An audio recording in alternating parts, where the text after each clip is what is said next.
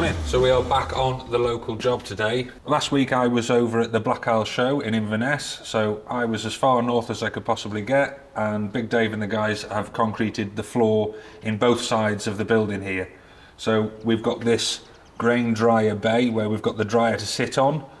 So this has been concreted in, and so has the main part of the building. So it's all been a power float finish. I'll show you in there in a second. So this is all in, just ready now for the grain dryer to come in. We've got the electrics in through the duct, and that's all ready to pipe it up. So we should just be in time for harvest.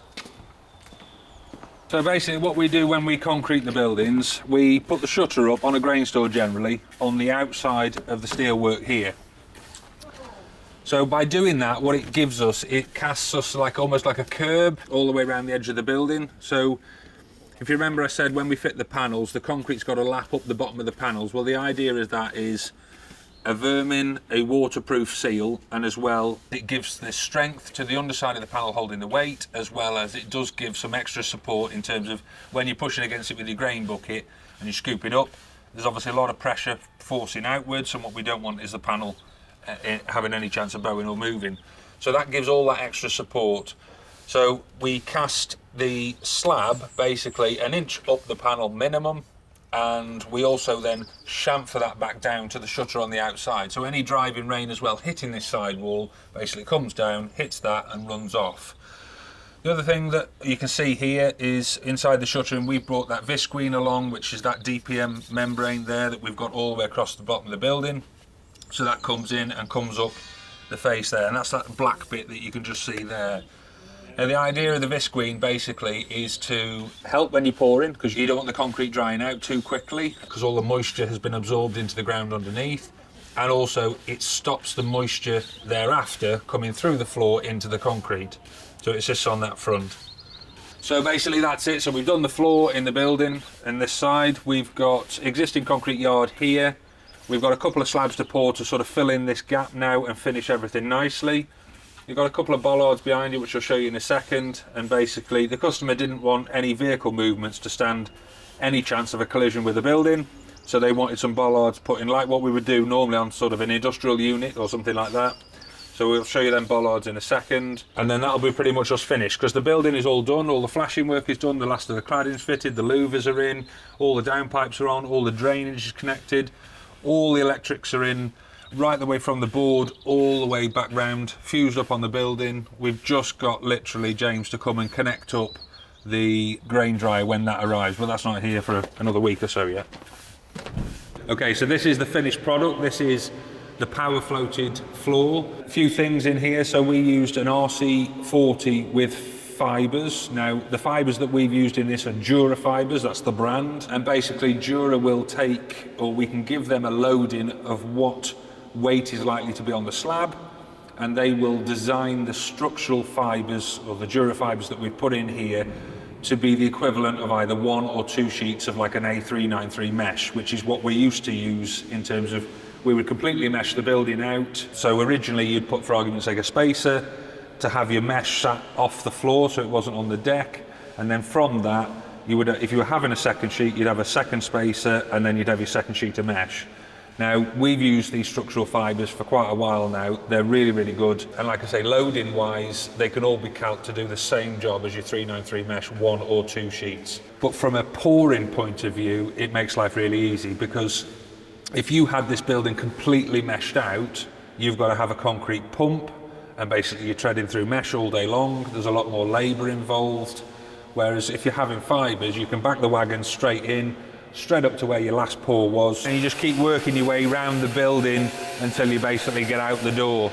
So from a labour perspective, pouring concrete with structural fibres in it is a lot less labour intensive. You've not got the cost of laying all the mesh, and you've not got the cost of the pump as well.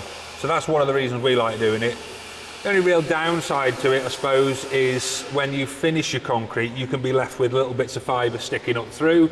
That's not a massive problem. It basically just means what you've got to do afterwards is you go around with like a blowtorch that you use for killing your weeds in your garden. You just blow them off and you just scrape them off, and that's it. So it's nice and sealed and done. Okay, so the process then is we come in, we set the laser up in the corner on the little shelf. We will start pouring from the corner out. Now, that was obviously the retaining wall, so we didn't need to push the concrete underneath to the shutter on the outside. So obviously that started floating and coming through. We've used a company called ANMAC on this job to help us out. So Nick Mansell has come in then with his laser screed, and he screeded it through. So when we're pouring, we sort of get it somewhere near with the laser level, just dipping it as we go, and then he will come in afterwards and start pulling that through. And the beam that comes out basically from the end of the machine has got two readers or two eyes on either side of the beam, and it basically just sets itself up to that level and it pulls itself through. Real clever bit of kit, and it does take a big chunk of work out of it for us guys, because whenever I've done them, I normally do them with what we call a magic screed, which I'll show you a little bit of in a minute because we've got some concrete coming shortly.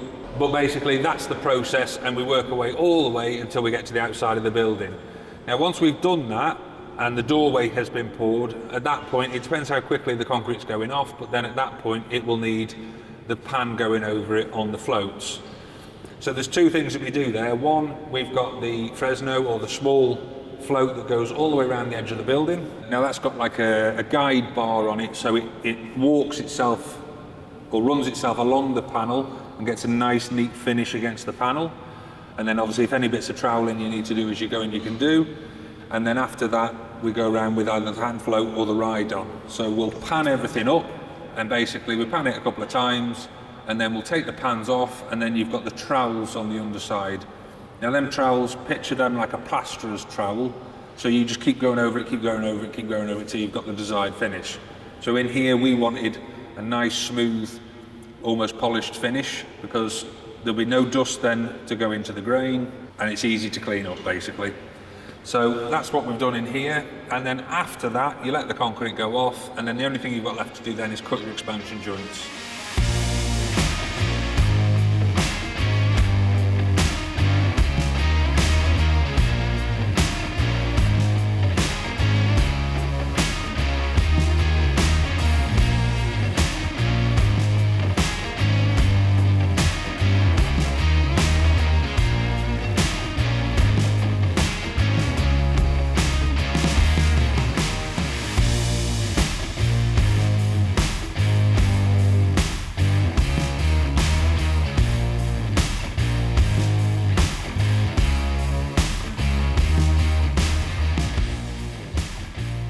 So then basically once the concreting is all finished, we leave it 24 to 48 hours really, and then all we've got left to do then is cut the expansion joints. Now the expansion joints, basically what we do inside a building is we line stanchion to stanchion. So on the length of the building here we've got two gable posts either end, so we line them through, and that's one long expansion joint cut from end to end, and then main stanchion again to main stanchion on the far side. So you end up with lots of squares.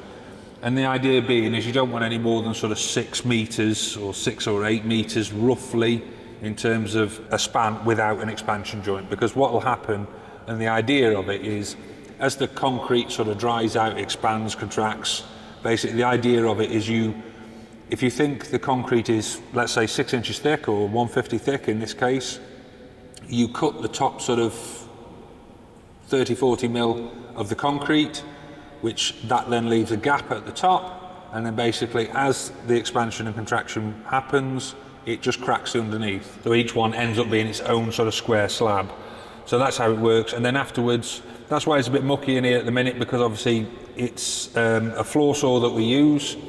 So we go across it with a floor saw, which is connected to the water. As you can imagine, there's a lot of dust and muck that comes out, that the water is suppressing the dust, but it leaves this big mucky mess. So afterwards, this will need to be brushed out or washed out even, better if you pressure wash out, to be fair, and then that'll clear it all out. And then some people will leave the expansion joints as they are, and some people will want to silicone them and seal them up. From our side, that's it done. So we're going to have a look at the outside in a bit. So then these are the bollards that I was just mentioning, and basically what we do here, we put a concrete slab in underneath, so a little bit like a foundation pad or a footing, but we don't set any bolts for these. So then we'll stand the bollards up, get them in the position that we want them, we'll rag bolt them to the floor, so we drill a hole, we knock in a rag bolt, and then as you tighten it up it expands, so a bit like what I explained on the panels. And then once we've got that all plumbing in situ, that's basically set there now exactly right, and we'll concrete round. So if you like, if that was the bollard, you've pinned it at the bottom here so the bottom can't move, and then to stop it having any movement like that, basically you're capturing it with the concrete here, so you're making it strong and rigid. So basically now we just need to finish off setting up the outside slab here. So we're pouring this one in today. I'm here to help a little bit. Manholes are built up. Basically we brick them up, we sit the manhole cover on the top, and then we just put a bit of mesh around them as well. So when you're pouring the concrete, obviously it gives it that extra bit of strength for any vehicles running over, because there's a reduced height of concrete where you're running up the side of the manhole. So obviously now on an outside yard, we've gone a little bit thicker here. So we're like 200mm thick on the outside yard. The reason for that is there's a lot of vehicles skewing around here. So you've got Arctics and you've got, you know, 3 axles on your Arctics or your big grain trailers, and they're skewing on the spot.